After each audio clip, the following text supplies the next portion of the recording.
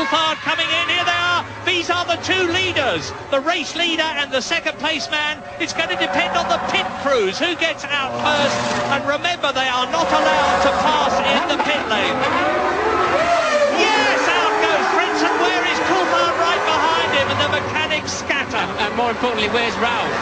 Ralph not in view yet. Ralph coming over the start-finish line now. He will not get ahead of them, and nor will Hakkinen. Hakkinen's a lap down. There's De La Rosa, also a lap down, and there's Ralph. He maintained third place, did not put the hot laps in he needed to during that period when he was at, and that's Frentzen. Frentzen and Fisichella has exited the pit lane. Frentzen stops. He's lost the prop on turn 3. That's his race run, and Eddie Jordan is gutted. Both his cars out of the race, and that is the end of Heinz-Harald Frentzen's chance of winning and getting 10 World Championship points, which means to say that David Coulthard now is on 10 World Championship points. Remember, he is in 4th position in the championship at the moment. He's currently equal on points with Frentzen. Well, Coulthard's the only championship contender currently in a point-scoring position at all. Yeah, if Coulthard wins this race and neither Hakkinen nor Irvine get World Championship points.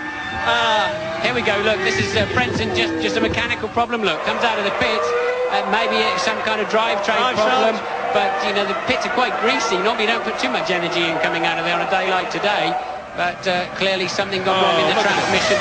Coulthard easily taking the lead, and Schumacher now 6 or 7 seconds behind as they pull him out of the way. They covered that under a waved yellow flag. They did not bring the safety car out, so we're not going to have an interruption to the race. You can see the Jordan now well out of danger. Well, the amazing thing is that if Irvine and Hakkinen do not get into the points, we're going to go to Malaysia, the next Grand Prix, with Irvine and Hakkinen on 60 points and Coulthard on 58.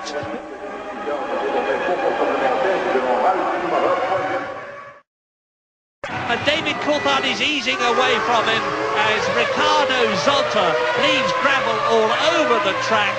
Oh and no, Coulthard off the road. David Coulthard has gone off. Wow, my God, this is unbelievable. Schumacher leads.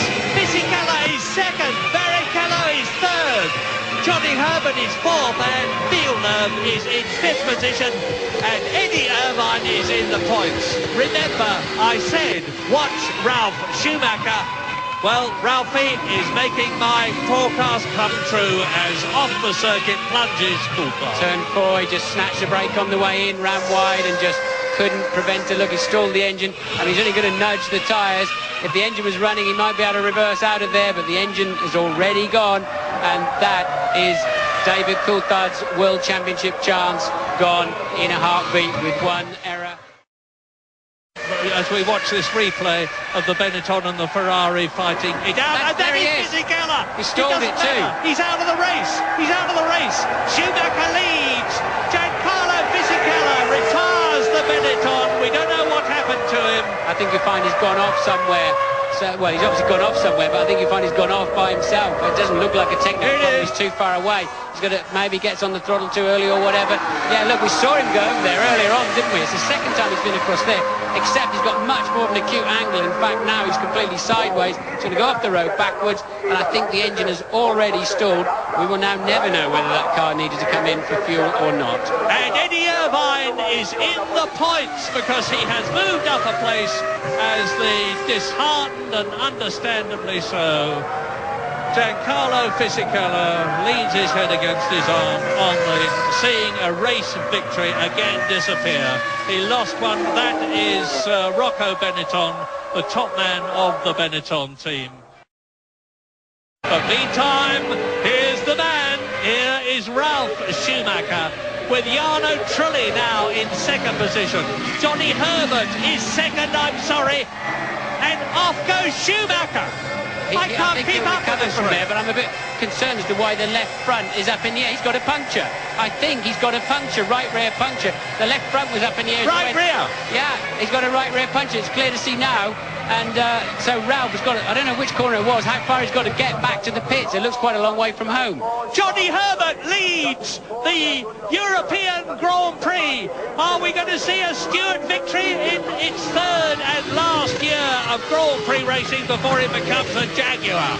It would be magnificent if we did. Remember, Johnny... Is that Johnny taking the lead now, look? I think yes! Johnny takes the lead of the Grand Prix. Johnny Herbert leads at the Nürburgring. Remember, he's already won 2 Grand Prix. He's won the British Grand Prix for Benetton, and that is ironic. He's won the Italian Grand Prix for Benetton, and he's on lap 50 with 16 laps to go. And Jarno Trulli is 14 seconds behind.